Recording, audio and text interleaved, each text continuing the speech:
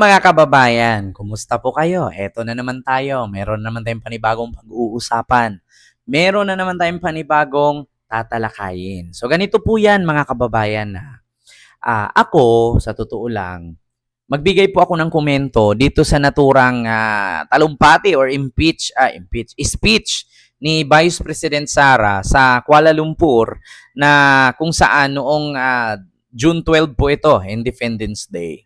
So, nagsalita po si Vice President Sara Duterte at sinagot nga po ito ni Attorney Claire Castro ng Palasyo or ng Malacanang. So, ito po ay galing po sa Impact Leadership. So, ito mga kababayan, according dito sa post ng Impact Leadership, babasahin ko lang ha.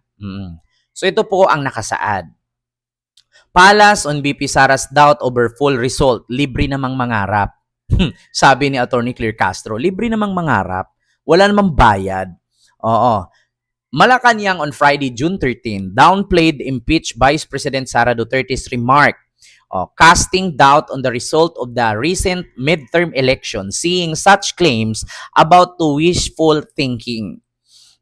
In a press briefing, Palace Press Officer and PCO Undersecretary Attorney Claire Castro responded to the Duterte's speech or statement that she had spoken with the IT expert who questioned the credibility of the election result and advised the PDP Laban party to challenge the vote counting process. So naniniwala daw si Sara Duterte na panalo daw ang kanyang manok na Duterte sa kanyang panaginip. Oo. Sa mga ganito kasi, wish lang nila iyon, sabi ni Attorney Claire Castro. Libre naman ang mangarap. Ang pangarap sana ay huwag gawing realidad. Baka maraming maniniwala. So kung ano po ang resolusyon, ang naging resulta ng eleksyon, igalang na lang po natin. Oo. Ayan. Asked whether the palace was concerned that such statement could cause confusion or unrest, Castro said the intent appeared to be to undermine or under democratic institution. Oo, iyan naman ang nakikita nating gusto nilang gawin naratibo. Sirain pati ang konstitusyon, ang kredibilidad ng eleksyon, pati na ang COMELEC. Sabi nga natin, mas maganda sana magtrabaho kaysa magbakasyon. Oo, at ito nga po mga kababayan ay tinanong nga si Attorney Claire Castro ng News 5 newscaster na si Marie Chris Halili, o Marie Chris Halili ba yun, na Yusek, sino po ang pinaparinggan mo na magtrabaho na lang kaysa magbakasyon? Ang sagot naman ni Attorney Claire Castro, meron po bang nagbabakasyon? Sino po ba? Sabi ni Attorney Claire. Ang sagot naman ng reporter ay hindi ko po alam ma'am, tinanong ko lang po kasi based sa yung statement, trabaho na lang kaysa magbakasyon. So, yun, nabutata yung naturang reporter kasi actually, si Attorney Claire Castro, magaling to eh. So ito naman mga kababayan, ang sabi ni Sara, para sa akin at alam kong totoo, panalo po sila ang PDP Laban sa eleksyon nung nakaraan. Kausap ko po ang IT expert na nagsasabi na hindi talaga pwede na totoo yung mga numero na lumalabas. Hindi po ako IT expert kaya sinabihan ko po ang PDP, sabi ko kayo ang partidong questionin nyo kung paano ginawa ang proseso ng bilangan. Hindi po ba itong IT expert na nakausap ni Sara ay si Attorney Respicio po ba ito? Na kinasuhan ng COMELEC kasi gumawa ng whatsoever tururot na kwentong barbero. So, yun po ang sabi ni Vice President Sara at ito po ang sagot ni Attorney Claire Castro or UC Claire Castro ng Malacanang. Wish lang nila yon. Libre naman ang mangarap. Ang pangarap na iyon sa ngayon ay hindi mangyayari. Ang pangarap sana ay huwag gawing realidad, baka maraming maniwala.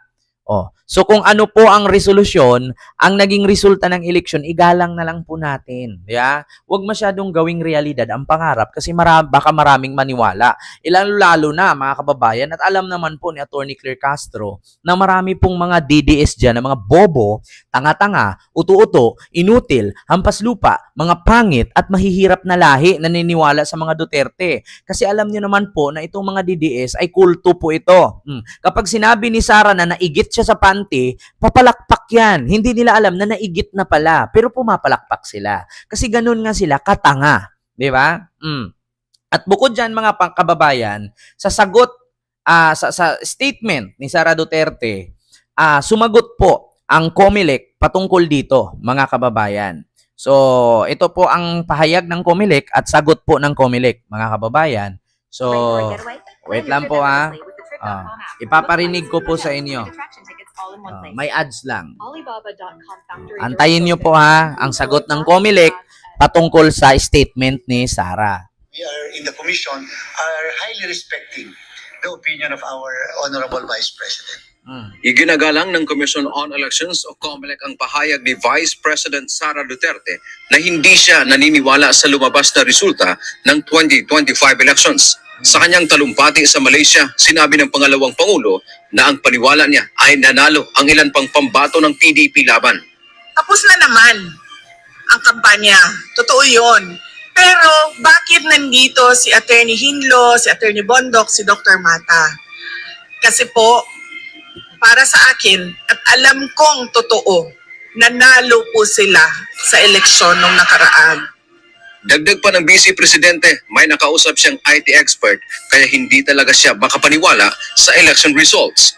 Kausap ko po IT experts na nagsasabi hindi talaga pwede na totoo yung mga numero na lumabas. Hindi po ako IT expert, kaya sinabihan ko po ang PDP. Sabi ko, kayo ang partido.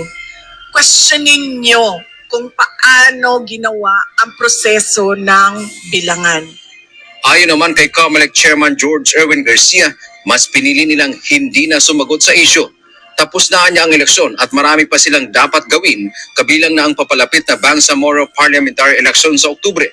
Kasi meron din magsasabi ng ganito, meron din magbibigay ng ganyan. So kung lahat na lang magbibigay ng komento, ang COMELEC, magugulo pa yung sambayanan. Sa amin na lang po, ang importante nito, tapos na po kami sa election ng 2025 and we will proceed with the Bangsamoro. Dagdag pa ng Poll Chief, maaaring pagbatayan ang inisyal na resulta ng random manual audit sa ininaos na halalan. Lumalabas na 99.997% ang accuracy rate ng makina sa manual na pagbilang ng mga boto. Gayunman ay bukas naman ang COMELEC sa lahat na maghain ng protesta o election protest. Maaari pong yan po yung ipantapat sa mga magsasabing hindi credible yung halalan. Yan pong random manual audit. So talaga naman po hindi natin mapipilit ang lahat na paniwalaan yung lahat ng resulta.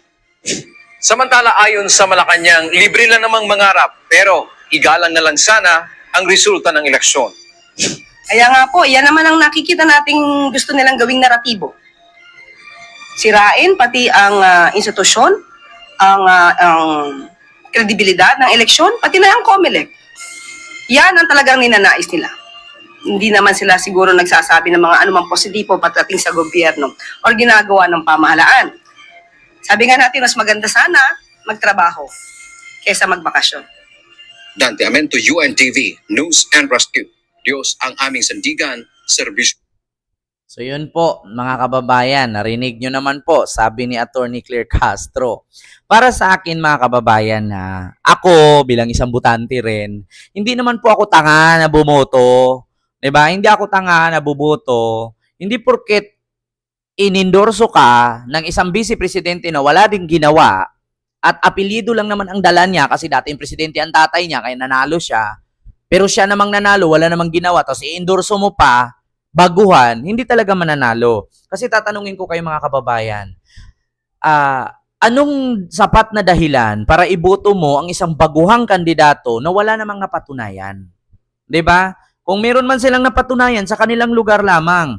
Actually, mga kababayan, meron nga tayong kasabihan na kapag, 'di ba, naalala nyo, no? Ito, opinion ko to, in my point of view.